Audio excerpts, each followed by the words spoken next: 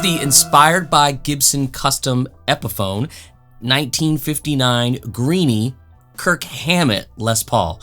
That was a mouthful. This is one of the many Inspired by Gibson custom models that Epiphone's offering. Obviously, this guitar is modeled after the famous Greeny Les Paul, originally owned by Peter Green, of course, then Gary Moore, and finally Kirk Hammett of Metallica. It's an offshoot of the many reproductions that Gibson has done of this guitar, but obviously it's an Epiphone and it comes in at around $14.99 US. These Inspired by Gibson Epiphone models intrigue me because they range from somewhere between $12.99 and $14.99, and I wanted to see if the quality would live up to the price. So we're gonna do a little test drive on this Greeny model here. We'll do some clean tones, dirty tones, and really just see if it, lives up to its $14.99 price tag. So we're gonna hear it first, then we'll go over a few specs. We'll talk about things I like, things I don't care for about this guitar. But let me know if you've tried any of these Inspired by Gibson custom Epiphone models. Let me know in the comments. I'd love to hear what you think. I got this guitar from our friends at Sweetwater, and they're actually sponsoring this video too, so thanks to Sweetwater.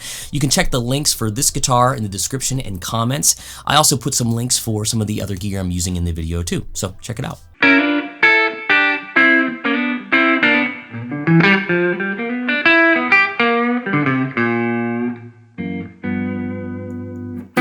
The shining star of this guitar for me already is the pickups. Now we're just hearing the neck pickup right there, and true to form, it is installed upside down or backwards, has the reverse wound, reverse polarity magnet in there, a la the original guitar that Peter Green played, and he installed that pickup upside down and backwards from what I've been told. So what I wanted to do was just plug this guitar straight into that 7300 watt Marshall. I'm harnessing all of its power with a universal audio aux box for my cabinet simulation, and that is going to your ears. That's just what you're hearing. Guitar, amp, aux creating a cabinet, and that's it. So it's pretty straightforward. But I wanted to show you that an old Marshall, even at 100 watts, can give you really great clean sounds.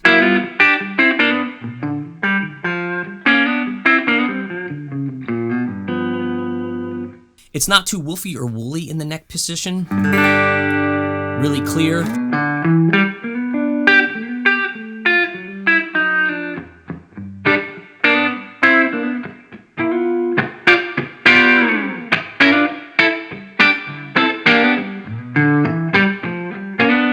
I could live on that. I really, really like the sound of that pickup. And we'll talk about the out of phase sound in a second.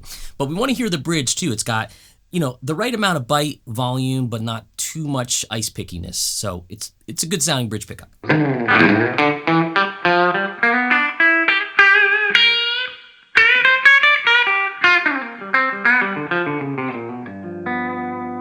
So simple, clean bridge pickup, very balanced, very clear. Really, really sounds good. So you can hear the difference between this. They seem pretty matched. And of course you could adjust the height on the bridge if you wanted to get it up or vice versa. So you could really, obviously tweak this guitar to make it sound exactly like what you want. But the really interesting sound we're gonna get is when we go to the middle position. Now, when we get an out of phase or phase cancellation happening in this set of guitar pickups like this, frequencies disappear. They cancel each other out and you're left with a new different sound. So if you go to the neck pickup for reference, now we'll go to the middle position. This is going to give you that mid-range honk, that out of phase sound that Peter Green got.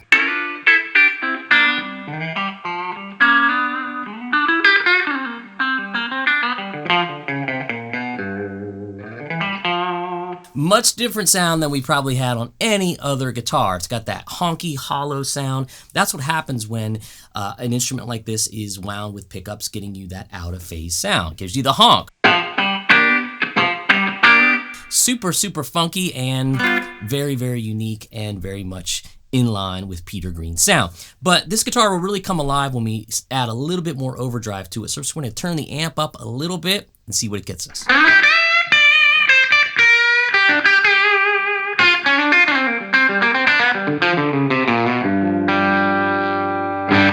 So I dialed up the Marshall from about 1 to 2, and that's how much difference we're getting when we do that. They get loud quickly or they get overdriven quickly. Actually, it's more like 1.5 to 2. So The bridge pickup is giving us all of that great bluesy bite.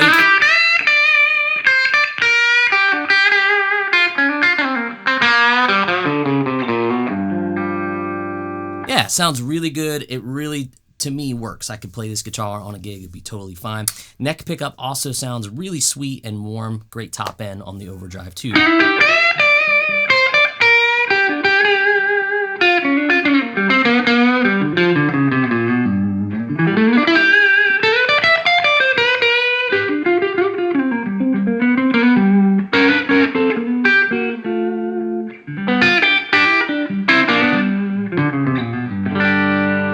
Let's hold together for some chords.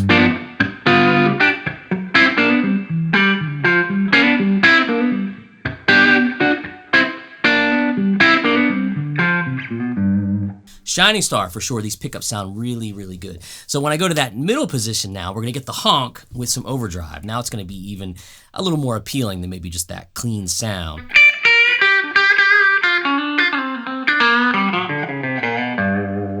Really interesting.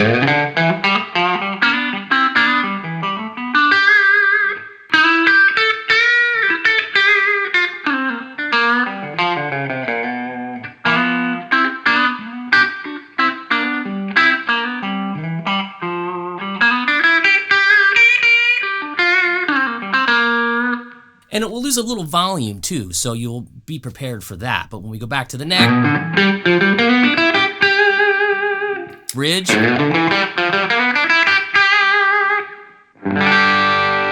nice clarity with the chords.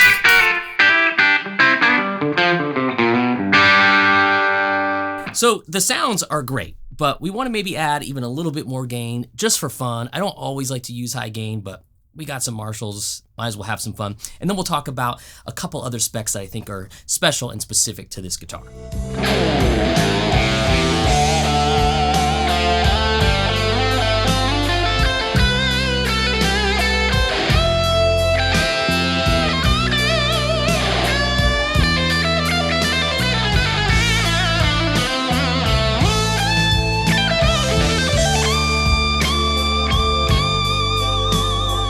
So I switched over to the Marshall Silver Jubilee head. You know, why not? It's what I used for that Gary Moore inspired thing I was playing before this demo section.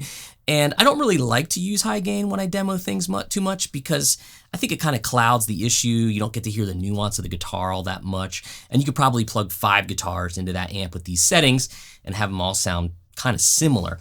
But we got the Les Paul, we got the Marshall, we got a bridge pickup. Let's let it rip.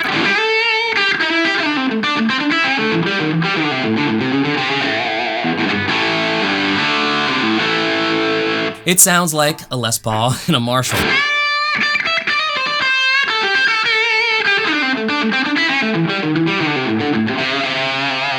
Sounds really good. And the neck pickup is nice and warm and creamy.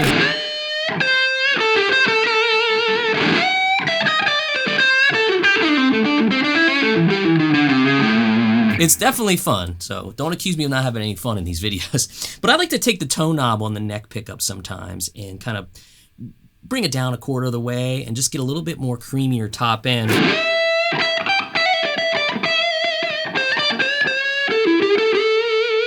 You can hear it right there on those 3rd and 4th strings.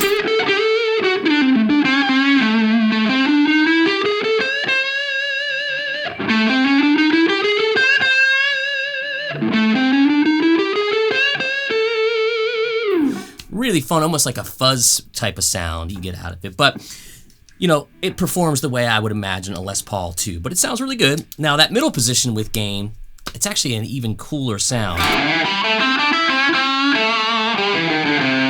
The honk is less pronounced.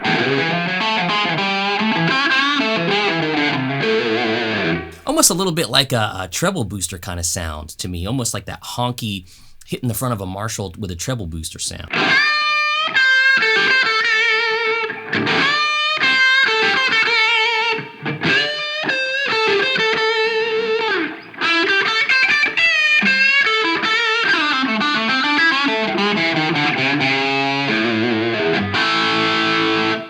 So there's some high gain for you. Whether you're that kind of player or not, I wanted to do it just because it was fun and we used that sound in the track. But there's more specs to talk about. So now that we've heard it and put it through the paces, let's talk about a couple other finer points of the Greeny Epiphone, inspired by Gibson custom Kirk Hammett Les Paul, 1959. I think I got them all.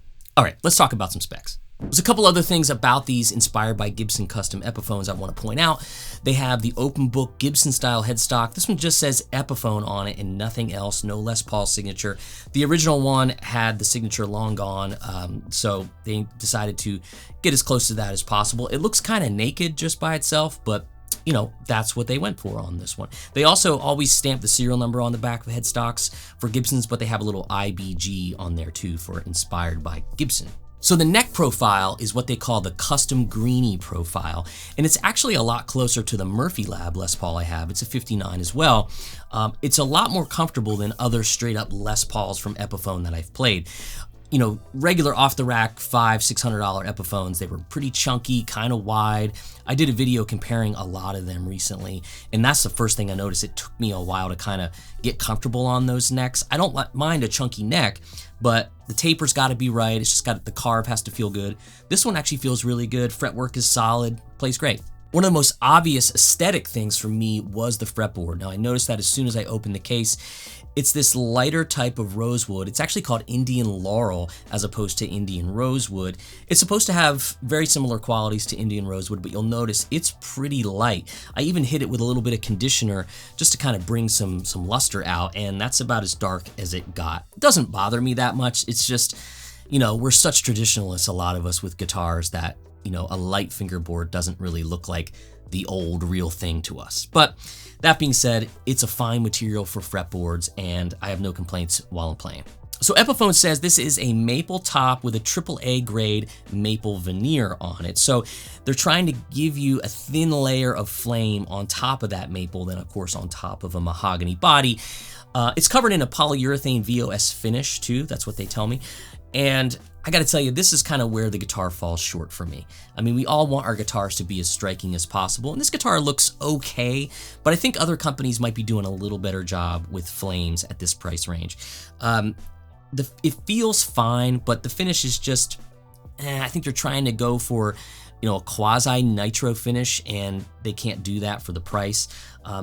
It's not bad, but I think it could look even a little bit better. Maybe at $10.99 or $12.99, I'd let it slide, but I'm being picky here for the $14.99 price tag. Of course, they do the mismatched knobs as per the original Greeny model. That's nothing more than someone reaching over to a bin and grabbing knobs and putting it on.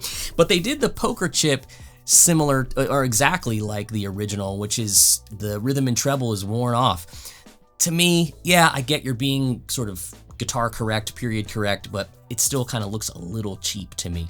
So these are little nitpicky things that I've found that make me go, $14.99 and I get a poker chip with nothing on it. You could easily replace that, but I mean, come on, it's just a part. But having had this guitar for a few months, I will say it's a solid instrument. The pickups sound good, and that's probably where they're justifying the price increase from about $1,000 to $14.99.